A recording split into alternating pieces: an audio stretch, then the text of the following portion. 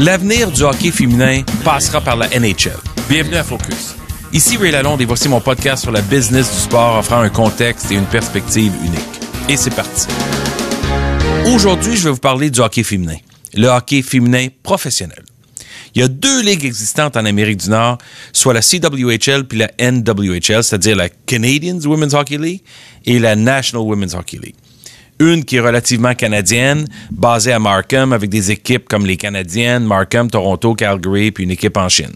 Et l'autre, plutôt américaine, avec des clubs à Boston, Buffalo, Connecticut. Puis les deux jouent en même temps. Au Canada, la CWHL joue, je pense, 28 matchs en saison régulière.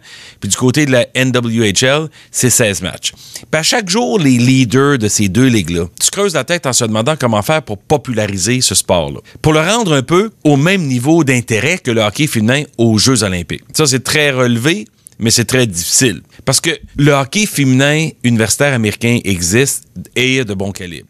Le hockey féminin dans les universités canadiennes, de Concordia à McGill, à Queens, à Western, existe et c'est un bon calibre aussi. Je connais le programme féminin à Shattuck St. Mary's au Minnesota, c'est un high school, puis les filles de U19 qui sont là gagnent le championnat national littéralement à chaque année, puis elles se retrouvent par dizaines dans la NCAA les années suivantes. Alors, ça, je peux vous dire qu'il manque pas d'intérêt général ou de participation et de popularité pour le hockey féminin en Amérique du Nord.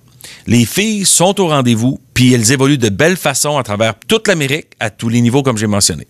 Puis arrivent au niveau professionnel, par exemple, puis l'argent n'est pas là.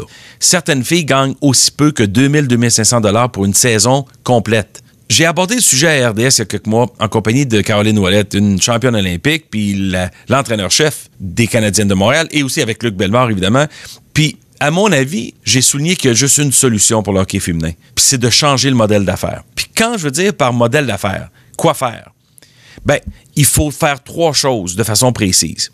La première, c'est que la Ligue nationale de hockey doit prendre le contrôle, soit acheter les formations existantes ou les intégrer dans leur programme. Il doit y avoir une seule ligue et pas 2, comme c'est le cas actuellement.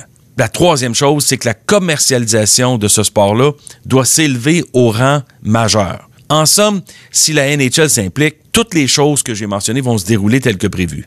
Gary Bettman doit assumer, parce que Gary Bettman, ce qu'il fait en attendant, c'est que lui attend qu'il y ait une seule ligue avant de s'impliquer. Mais ils n'arriveront pas à une seule ligue assez rapidement.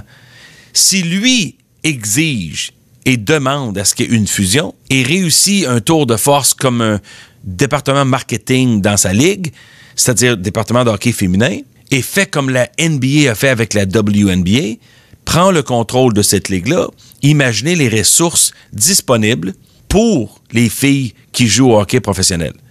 Imaginez la fusion d'avoir des villes au Canada, aux États-Unis, puis là, tu pourrais même envisager une expansion un peu géographique dans l'Ouest. L'Ouest, plus loin que Calgary, et l'Ouest des États-Unis aussi. Puis les droits médias, au niveau télé puis numérique voulant dire le stream vidéo, pourraient prendre de l'ampleur. On pourrait investir avec plus de ressources, plus de personnel, puis la chose que ça va prendre, cependant, c'est plus de patience. Parce que 23 ans après l'arrivée de la WNBA, la Ligue souffre encore financièrement. Puis les équipes de la NBA, dans certains niveaux, se sont détachées de leur équipe, la WNBA, mais la Ligue est quand même propriétaire de cette organisation-là et elle perd de l'argent. Mais ça en vaut le coup. Pourquoi? Parce que ça permet d'avoir du basketball féminin à un niveau professionnel où les filles peuvent aspirer à jouer devant la télé, devant des grandes foules, dans des beaux amphithéâtres. Et dans la WNBA, en passant, les filles peuvent gagner entre 50 et 150 000 $. Donc, tu peux gagner ta vie avec ça. Ce qui n'est pas le cas du tout au hockey féminin, autant aux États-Unis qu'au Canada. Alors, il y a des efforts à faire pour intégrer l'aspect commercialisation. Puis la seule organisation capable de faire ça, c'est la Ligue nationale de hockey, bien entendu.